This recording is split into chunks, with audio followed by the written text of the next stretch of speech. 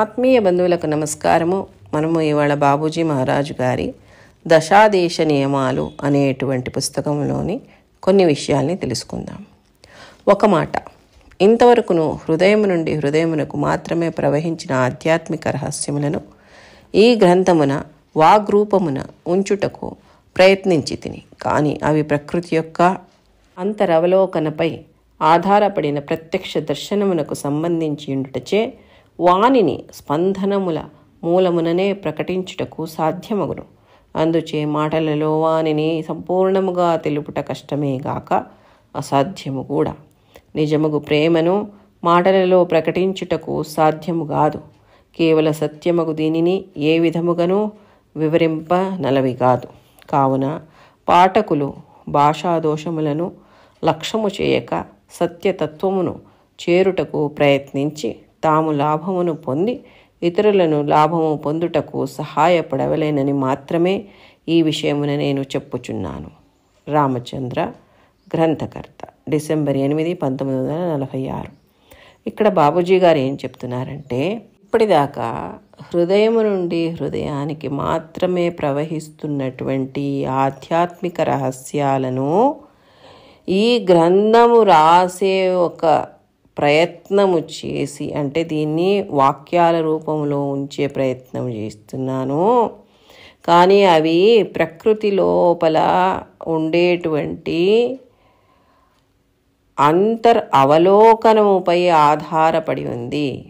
అంటే ప్రకృతి లోపల ఉండేటువంటి విషయాల్ని గ్రహించి అవలోకనం అంటే లోపలే మనము దాన్ని అవలోకనం చేసి తెలుసుకోవలసినటువంటిది. అటువంటి విషయం ఇది, అంత సూక్ష్మమైనటువంటిది. దాన్ని ప్రత్యక్ష దర్శనానికి సంబంధించి ఉండుట చేత దాన్ని స్పందనముల మూలం మాత్రమే ప్రకటించేదానికి సాధ్యమవుతుంది. ఎందుకంటే ఇది మాటలతో చెప్పేది కానీ రాతలకు అందేది కానీ కాదు. ఇది లోపల ఉండేటువంటి ప్రకృతిని చూస్తూ అందులో ఉండేటన్నిటినీ లోపల గ్రహిస్తూ అంతరంగంలో ఆ ఒక స్పందనలు అంటే వైబ్రేషన్స్ అంటారనమాట. డివైన్ వైబ్రేషన్స్ మూలంగా ప్రకటమయ్యేటువంటిది. ఇప్పుడు వేదాలు ఉపనిషత్తులన్నీ చూడండి, అవన్నీను అంతే. కాబట్టి అటువంటి దాన్ని నేను వాక్యాలలో పెట్టేదానికి ప్రయత్నం చేసినాను ఈ గ్రంథం రాసేదానికి. మాటలలో వాటిని సంపూర్ణంగా తెలిపేది కష్టమే కాదు, అసాధ్యం కూడా అని చెప్తున్నారు బాబూజీ గారు. ఎందుకంటే నిజమైనటువంటి ప్రేమను మాటలలో ప్రకటించేదానికి సాధ్యమవుతుందా? సాధ్యమవుతుంది. నాకు మీ మీద చాలా ప్రేమ ఉంది అని అంటాను. ఎంత ప్రేమ ఉంది అంటే, ఎవరన్నా అడిగితే ఎంత ప్రేమ ఉంది అంటే ఏం చూపించేదానికి అవుతుందా? అలా అవ్వదు. అసలు ప్రేమ ఎలా ఉంది అంటే ఏమైనా చెప్పేదానికి అవుతుందా? అవ్వదు.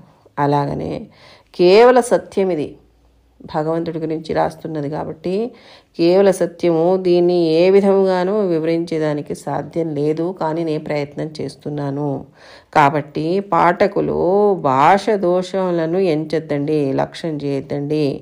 సత్యతత్వాన్ని గురించి మనము దాని సార సంగ్రహము చేయాలి. ఎందుకంటే మనం సత్యతత్వాన్ని చేరే ప్రయత్నం చేస్తున్నాం కాబట్టి ఆ లాభాన్ని మనము పొందుతూ వేరే వాళ్ళకు కూడా ఆ లాభాన్ని అందించే ఒక ప్రయత్నం చేయాలి అని బాబూజీ గారు చెప్తున్నారు.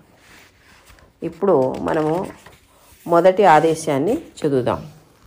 సూర్యోదయమునకు పూర్వమే నిద్రలేము. నియమిత సమయమున సూర్యోదయ పూర్వమైనచో మంచిది. నీ పూజ ప్రార్థనలను ఒకే విధముగు ఆసనమున కూర్చుండి చేయుము. పూజాదులకు ప్రత్యేకమగు స్థలమును ఆసనమును ఏర్పరచుకొనుము. శారీరక మానసిక పారిశుద్ధ్య విషయమై ప్రత్యేక శ్రద్ధ వహింపుము. సూర్యోదయానికన్నా ముందే లేయండి. నియమితమైనటువంటి సమయంలో సూర్యోదయానికన్నా పూర్వమే మనం ధ్యానం చేస్తే చాలా మంచిది అని చెప్తున్నారు బాబూజీ గారు. అంతేకాకుండా మీ యొక్క పూజ ప్రార్థనలకు ఒకే విధమైనటువంటి ఆసనమును కూర్చుండి చేయమంటే, బాబూజీ గారు మనకు సుఖాసనం చెప్పినారు కాబట్టి ఆ సుఖాసనంలో కూర్చునే చేయాలి మనం. అంటే ఇలా కదిలితిని అలా కదిలితిని అని అనకుండా ఒకే విధమైనటువంటి ఆసనంలో కూర్చుని చేయండి. పూజాదులు ఏంటంటే ప్రత్యేకమైనటువంటి దానికి ఒక స్థలము, దానికి కూర్చోవడానికి ఒక ఆసనము మనము ఏర్పరచుకోవాలి. ఈరోజు ఇక్కడ కూర్చుంటుంది, రేపు ఇంకెక్కడో కూర్చుంటుంది, ఇంకో అలా కాకుండా ఒక స్థలంలో కూర్చోండి, ఒక ఆసనంలో కూర్చోండి. ఆ పూజ కూర్చునే కన్నా ముందు శారీరకమైనటువంటి మానసికమైనటువంటి పారిశుద్ధ విషయంపై ప్రత్యేకంగా శ్రద్ధ వహించండి. అంటే శారీరకంగానూ శుద్ధంగా ఉండాలి, అంతేకాకుండా మానసికంగా కూడాను మనము పరిశుద్ధంగా ఉండాలి అని చెప్తున్నారు బాబూజీ గారు. తర్వాత ఎందుకు గాను మనము సూర్యోదయానికి ముందు ధ్యానానికి కూర్చోవాలి అనే దానికి బాబూజీ గారు వివరణ ఇస్తున్నారు. అసలు ఎవరన్నా చెప్పారా ఇప్పటిదాకా అయింది? ఇంతటి వివరణని ఇచ్చినటువంటి ఆ గురు మహారాజులు మనకు దొరికినారంటే ఎంత మనం అదృష్టం చేసుకున్నాం చెప్పండి. ఎవరన్నా చెప్పారా ఎందుకు గాను సూర్యోదయానికన్నా ముందు మనం పూజ చేయాలని? చూడండి, బాబూజీ గారు చెప్తున్నారు. సృష్టాది నుండియో ప్రజ్వలించుచున్న దివ్యాగ్ని ఇంకనూ చల్లారలేదు. సృష్టి చేయవలసిన సమయము ఆసన్నము కాగా నిద్రాణమయ్యున్న ఆ దివ్యశక్తి సృష్టి చేయవలెను అను సంకల్ప రూపమును జాగరితమయ్యెను. ఈ సంకల్ప శక్తిచే సూక్ష్మాణువులు వేడెక్కెను. దీని నుండియే సకల సృష్టియు ఉద్భవించెను. ఇట్లు సృష్టి ఆరంభమైన మొదటి దినముననే తొలి పొర ఏర్పడెను. ఎడతెగని ఉష్ణీకరణ ప్రభావముచే ఆ సూక్ష్మాణువులలో చలనం ఏర్పడెను. చలనము తీవ్రతరమగు కొలది ఒక పొరపై మరొక పొర చుట్టుకొనసాగెను. ఈ ప్రకంపనలు అధికమగు కొలది ఆ సూక్ష్మాణువులలో ఒక విధమగు సాంద్రత గ్రాస్నెస్ అభివృద్ధి నొందనారంభించెను. అస్తిత్వము కూడా వర్ధిల్లెను. ప్రతి అణువునకు ప్రత్యేక వ్యక్తిత్వం ఏర్పడి అది తన కార్యమును ఆరంభించెను. ఈ చలన క్రియ అధికమగు కొలది పట్టుకాయ చే నావరింపబడిన పట్టు పురుగు వలె సత్యతత్వము ఈ పొరలచే చుట్టుకొనబడెను. అందుచే గ్రుడ్డు యొక్క తెల్లని పెంకు మాత్రము కనబడుచు లోపలి పదార్థము కనబడని విధమున స్థూలముగు పై ఆవరణములు మాత్రమే కనబడుచు వానిలో అణగియున్న సత్పదార్థము కనుమరుగైనది. క్రియా ప్రతిక్రియలు ప్రారంభమైనవి. ఈ సృష్టి కావడానికి ఒక దివ్యమైనటువంటి అగ్ని మూలమైందన్నమాట. ఈ ఒక సృష్టి ఆది నుండి కూడా ప్రజ్వలిస్తున్నటువంటి ఆ దివ్యాగ్ని ఇంకనూ చల్లారలేదు అని చెప్తున్నారు బాబూజీ గారు. ఈ సృష్టి చేయవలసిన సమయం ఎప్పుడైతే ఆసన్నమైందో అప్పుడు నిద్రాణమై ఉన్నటువంటి ఆ దివ్య శక్తి సృష్టి చేయవలెను అనేటువంటి సంకల్ప రూపము జాగరీకతమైందనమాట.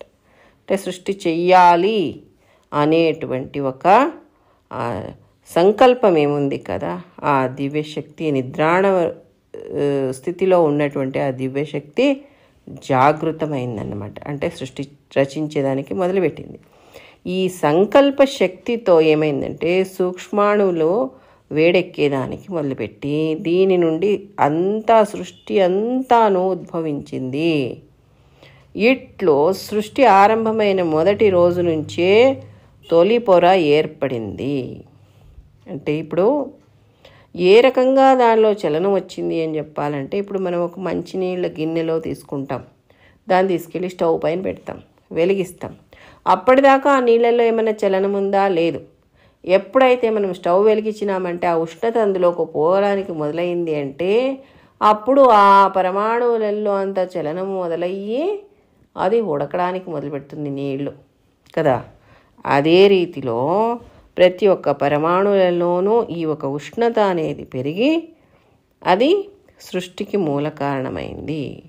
అక్కడ ఈ ఒక సూక్ష్మాణువుల ఒక తీవ్రతరమైనటువంటి చలనం అనేది ఏర్పడిందనమాట. ఎప్పుడైతే ఈ ఉష్ణం ఇంకా ఎక్కువ అయితే వచ్చింది, అప్పుడు ఒక పొరపైన ఒకటి అనేటట్టుగా స్థూలత్వం పెరిగేదానికి మొదలుపెట్టింది.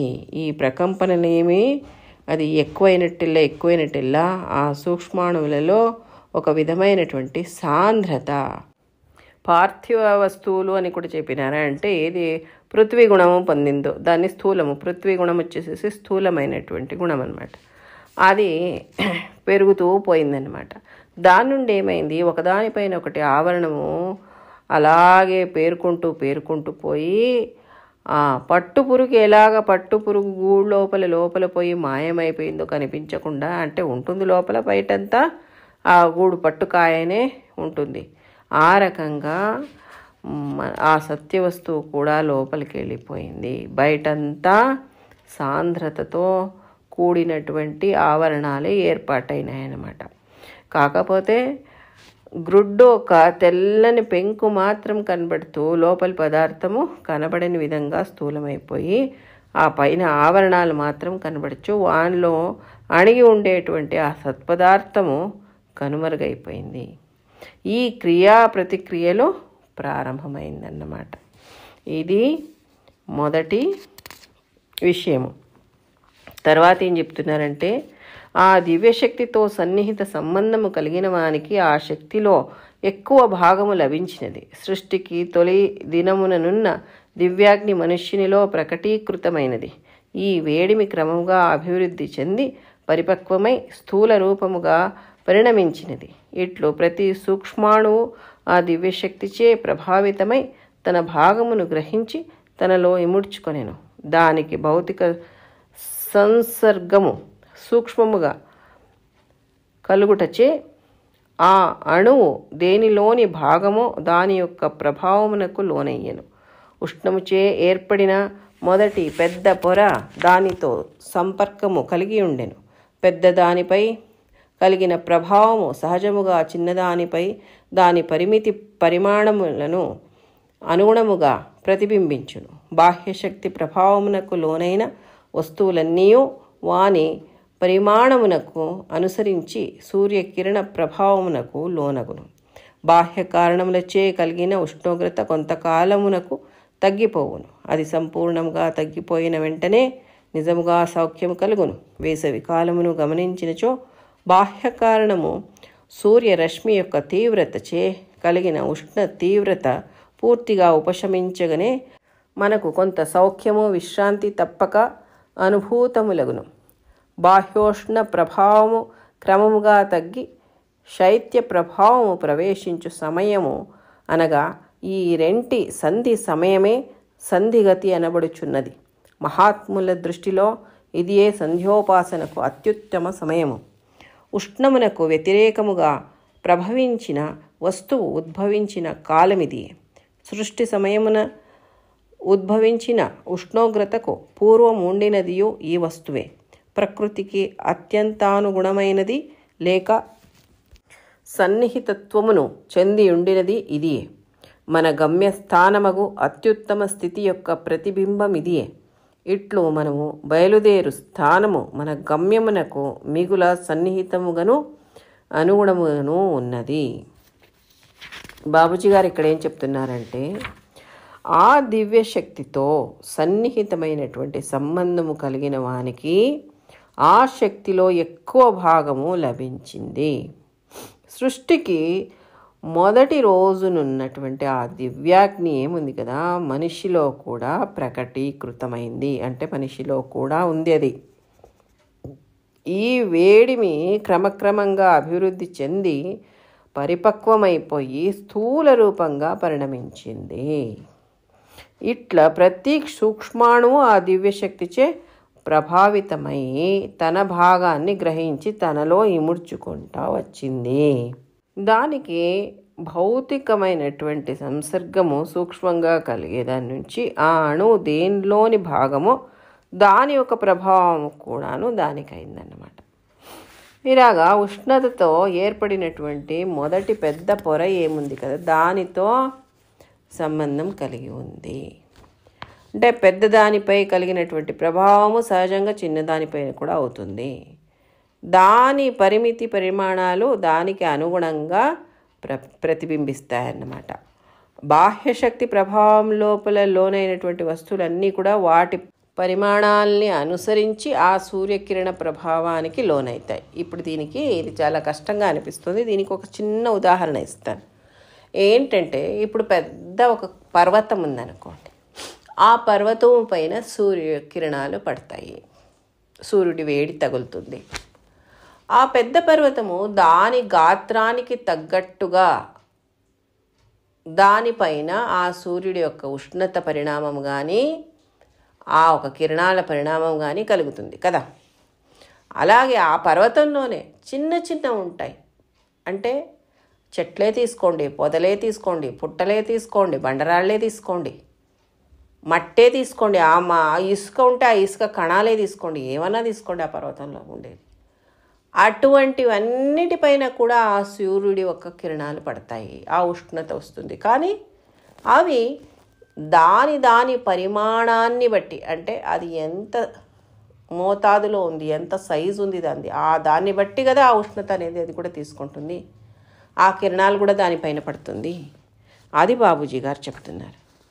అంతేకాకుండా బాహ్య కారణాలచే కలిగినటువంటి ఉష్ణోగ్రత ఏముంది కదా, అది కొద్ది కాలం తర్వాత తగ్గిపోతుంది.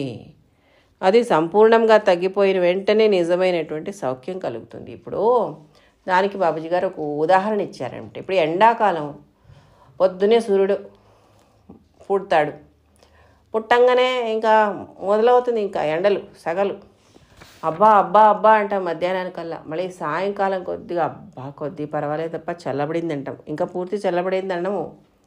ఇంకా రాత్రి అవుతుంది, రాత్రి అయితే పర్వాలేదు ఏదో కొద్దిగానే. తెల్లారుజామున చూడండి చాలా సుఖంగా ఉంటుంది. అందుకే చాలామంది అంటారు తెల్లారగట్ట భలే నిద్ర వచ్చింది అబ్బా నాకు, చాలా సుఖంగా ఉన్నింది. ఎందుకు? అక్కడ పూర్తి ఆ బాహ్యమైనటువంటి ఉష్ణత తగ్గిపోతుందన్నమాట, సంపూర్ణంగా లేకుండా అయిపోతుందన్నమాట. అప్పుడు ఆ చల్లదనం అనేది ప్రవేశిస్తుందన్నమాట. అంటే ఆ బాహ్యమైనటువంటి ఉష్ణత క్రమంగా తగ్గిపోయి ఈ చల్లదనం అనేది ప్రారంభమయ్యేదానికి మధ్యలో ఒక బిందువు ఉందన్నమాట, ఒక ఘడియ ఉంది. దాన్ని సంధిగతి అంటారు. అంటే ఉష్ణత నుంచి శీతలం వైపుకి వెళ్ళేదానికి, అవి రెండిటి మధ్యలో ఉండేదాన్ని సంధిగతి అంటారు. ఈ రెండిటి మధ్యలో ఉండేటువంటి ఆ ఘడియ ఏముంది కదా, అది సంధికాలము అంటారు, దాన్ని సంధ్యాకాలము అని అంటారు. కాబట్టి ఆ ఒక సంధ్యాకాలం ఏముంది కదా, అది ఉష్ణానికి వ్యతిరేకంగా ప్రభావించిన వస్తువు ఉద్భవించిన కాలము. సృష్టి సమయం లోపల ఉద్భవించినటువంటి ఉష్ణోగ్రతకు పూర్వం ఉండినటువంటి కాలము. అంటే ఆ వస్తువే ముందుండింది, అంటే ఉష్ణత మొదలయ్యేదానికన్నా ముందు ఉన్నటువంటి వస్తువు అది. అంటే అదే ఆ మూల వస్తువు. ప్రకృతికి అత్యంత అనుగుణమైనటువంటిది లేక సన్నిహితమైనటువంటిది, లేదా దాని సన్నిహిత తత్వాన్ని చెంది ఉన్నటువంటిది ఈ సంధ్య. మన గమ్యస్థానము అత్యుత్తమ స్థితి యొక్క ప్రతిబింబమే ఈ సంధ్య. ఈ రీతిగా మనము బయలుదేరే స్థానాన్ని మన గమ్యానికి చాలా సన్నిహితమైనటువంటి పోలికలున్నాయి. అంటే ఈ సంధ్యా సమయం ఏముంది కదా, ఆ సమయంలో ఉండేటువంటి స్థితి మనము చేరవలసినటువంటి గమ్యపు స్థితి చాలా మట్టుకు ఒక్కటే. కాబట్టి మనము సంధ్యా సమయంలో ధ్యానం చెయ్యాలి అని బాబూజీ గారు చెప్తున్నారు ఇక్కడ. ఆ సంధ్యాకాలం యొక్క ప్రాముఖ్యత ఏమి అనేది ఎప్పుడైతే మనకు తెలియవస్తుందో, చూడండి దీన్ని పెద్ద పెద్ద మహాత్ములు ఋషులు దీన్ని దృష్టిలో పెట్టుకొని ఇది సంధ్యోపాసన చేసేదానికి అత్యుత్తమమైనటువంటి సమయము అని చెప్పినారు. కాబట్టి ఎప్పుడైతే మనము ఈ సమయంలో ధ్యానం చేస్తామో అప్పుడు మనము చేరవలసినటువంటి ఆ అంతిమ స్థితిని చేరడము చాలా సులభమవుతుంది అని. కాబట్టి మిత్రులారా, ఇది కొద్దిగా కష్టతరమైనటువంటిది అని అనిపించవచ్చు. కొద్దిగా ఆలోచన చేస్తే బాబూజీ గారి సహాయం తప్పకుండా మనం దీన్ని అర్థం చేసుకునేదానికి దొరుకుతుంది. ఇంతటితో ఈ సత్సంగాన్ని ముగిద్దాము. మరికొన్ని విషయాల్ని వచ్చే సత్సంగంలో తెలుసుకుందాం. అప్పటిదాకా సెలవు. నమస్కారం.